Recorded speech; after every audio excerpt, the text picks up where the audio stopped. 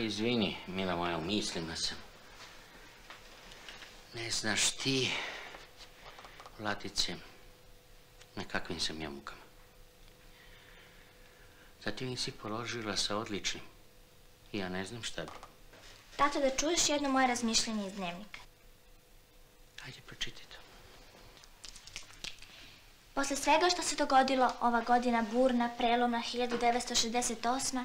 obećava da ćemo u najskorijem vremenu ispuniti sve naše probuđene nade. Ostvarit će se puna zaposlenost, nikom nećemo biti dužni, socijalne razlike gotovo i neće postojati, a cela naša domovina bit će cvetna i lepo uređena bašta, složna zajednica naroda i narodnosti. Koji rok da stavim za ovo, 5 ili 6 godina? Tatice, pa ti plačeš. Srećan sam, sine. Srećan sam što tako prožimaš, tako osjećaš, tako znaš stvari.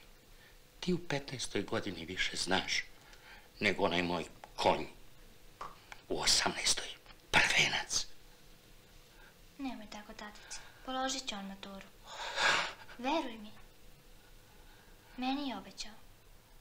Ne znam, sine. Možda je ova 68. godina dobra za čovečanstvo, ali za mene je poražavajuće. Eno ga deda sa čehinjom. Koji deda? Kakav deda? Pa vi niste normalni ljudi. Vladice, di molite, spreči ga tamo. Čekaj, nemojte, jači, čekaj.